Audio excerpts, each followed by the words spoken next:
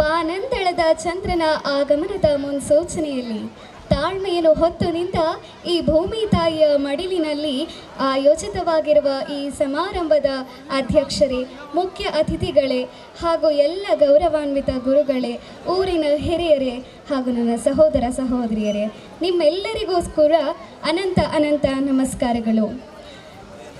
ಒಂದು ಸಂಸ್ಥೆ ಸದೃಢವಾಗಿ ಸುಭದ್ರವಾಗಿ ನಿಲ್ಲಬೇಕು ಅಂದರೆ ಅದಕ್ಕೆ 4 ಆಧಾರ ಸ್ತಂಭಗಳು ಬೇಕಾಗ್ತವೆ.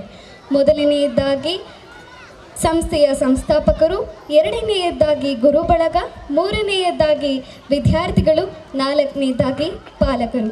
ನಮ್ಮ ವಿದ್ಯಾಸಂಸ್ಥೆ ಶುರುವಾಗಿದ್ದು 2024-25ರ ಶೈಕ್ಷಣಿಕ ವರ್ಷದಲ್ಲಿ. ನಮ್ಮ ವಿದ್ಯಾಸಂಸ್ಥೆ ಬಗ್ಗೆ ಹೇಳಬೇಕು ಅಂದರೆ ನಮ್ಮ ಸಂಸ್ಥೆಯ ಸಂಸ್ಥಾಪಕರಾಗಿರ್ತಕ್ಕಂತಹ BV ಬಿರಾದರ್ ಸರ್, ಇವರು ನಮಗೊಂದು ರೀತಿಯಾದಂತಹ ಆಲದ ಮರ ಇದ್ದ ಹಾಗೆ. ಯಾಕೆ ಅಂದರೆ ತಂಪಾದ ನೆರಳಲ್ಲಿ ಇಂಪಾದ ಬೋಧನೆಯ ಜ್ಞಾನಧಾರಿಯನ್ನು ಹರಿಸ್ತಾ ಇರತಕ್ಕಂತಹ ಸ್ಫೂರ್ತಿಯ ಸೆಲೆಯಾಗಿ ನಮ್ಮೆಲ್ಲರಿಗೂ ಕಾಣಿಸ್ಕೊಳ್ತಾ ಇದ್ದಾರೆ. ಇನ್ನು ಅನುದೀಪ್ ಸರ್, ಅವ್ರ ಬಗ್ಗೆ ಹೇಳಬೇಕು ಅಂದರೆ ನಮ್ಮ ಶಾಲೆಯ ಮಾನವ ಕಂಪ್ಯೂಟರ್ ಇದ್ದ ಹಾಗೆ. ಯಾಕೆ ಅಂದರೆ ಯಾವುದೇ ರೀತಿಯಾದಂತಹ ಪ್ರಶ್ನೆಯನ್ನು ಕೇಳಿದರೂ ಕೇಳಿದ ರೀತಿಯಲ್ಲೇ ಉತ್ತರವನ್ನು ಹುಡುಕುವಂತಹ ಆಕರ್ಷಿತವಾದಂತಹ ಒಂದು ಉತ್ತರವನ್ನು ಅವರು ನಮಗೆ ಹುಡುಕೊಡ್ತಾರೆ. ಹಾಗಾಗಿ ಅವರು ಒಂದು ರೀತಿಯಾದಂತಹ ಜ್ಞಾನದ ಕಣಜ ನಮ್ಮ ಶಾಲೆಯಲ್ಲಿ ಅಂತ ಹೇಳ್ಬೋದು. ಇನ್ನು ಎಲ್ಲ ನನ್ನ ಗೌರವಾನ್ವಿತ ಗುರುಗಳು ಮತ್ತು ಗುರುಮಾತೆಯರ ಬಗ್ಗೆ ಹೇಳೋದಾದರೆ, ತಮ್ಮ ಅತ್ಯುತ್ತಮವಾದಂತಹ ಸೃಜನಾತ್ಮಕತೆಯಿಂದ ಕೂಡಿದಂತಹ ಪಾಠ ಬೋಧನೆಯಿಂದನೇ ನಮ್ಮ ಎಲ್ಲರನ್ನ ಬಹುಬೇಗ ಆಕರ್ಷಿತರನ್ನಾಗಿ ಮಾಡಿಕೊಂಡಿದ್ದಾರೆ. ಯಾವುದೇ ಕಾರ್ಯಕ್ರಮ ಆದರೂ ನಮ್ಮನ್ನು ಬಹಳ ಚೆನ್ನಾಗಿ ಹುರಿದುಂಬಿಸಿ ಎಲ್ಲೋ ಒಂದು ಕಡೆ ನಾವು ಗುರುತಿಸ್ಕೊಳ್ಳೋ ಥರ ಮಾಡ್ತಾ ಇದ್ದಾರೆ ನಮ್ಮ ಎಲ್ಲ ಶಿಕ್ಷಕರು. ಹಾಗೆ ತಂದೆ ತಾಯಿಯರಂತೆ ಮಾತೃವಾತ್ಸಲ್ಯ ಪಿತೃವಾತ್ಸಲ್ಯದಿಂದ ತೋರಿಸಿ ಗುರುವಿನ ದಂಡನೆ ಜೊತೆಗೆ ಮಾರ್ಗದರ್ಶನ ಮಾಡ್ತಾರೆ.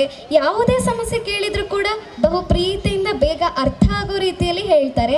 ಹಾಗಾಗಿ ನಾನು ಎಲ್ಲ ಶಿಕ್ಷಕರಿಗೂ ಕೂಡ ಇವತ್ತು ಧನ್ಯವಾದಗಳನ್ನು ತಿಳಿಸ್ಲಿಕ್ಕೆ ಇಷ್ಟಪಡ್ತೀನಿ.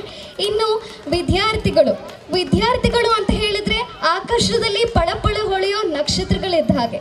ಆ ನಕ್ಷತ್ರಗಳು ಹೊಳಿಲಿಕ್ಕೆ ಗುರುಗಳು ಹೇಗೆ ಕಾರಣನೋ ಅದೇ ರೀತಿ ನಮ್ಮ ಪಾಲಕರು ಮತ್ತು ಪೋಷಕರು ಕೂಡ ಕಾರಣ ಆಗಿದ್ದಾರೆ. ಹಾಗಾಗಿ ಅವ್ರಿಗೂ ಕೂಡ ನಾನು ಧನ್ಯವಾದ ಹೇಳಲಿಕ್ಕೆ ಇಷ್ಟಪಡ್ತೀನಿ.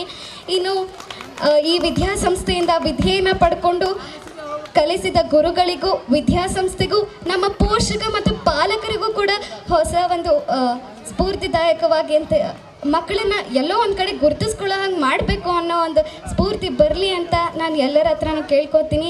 ಇನ್ನು ಈ ಸಂಸ್ಥೆಗೂ ಒಳ್ಳೆಯ ಹೆಸರನ್ನು, ನಮ್ಮ ತಂದೆ ತಾಯಿಯರಿಗೂ ಕಲಿಸಿದ ಗುರುಗಳಿಗೂ ಒಳ್ಳೆಯ ಹೆಸರನ್ನು ತರೋಣ ಅಂತ ಹೇಳ್ತಾ ನನ್ನ ಅನಿಸಿಕೆಗಳಿಗೆ ವಿರಾಮ ನೀಡ್ತೀನಿ. ತುಂಬ ಧನ್ಯವಾದಗಳು.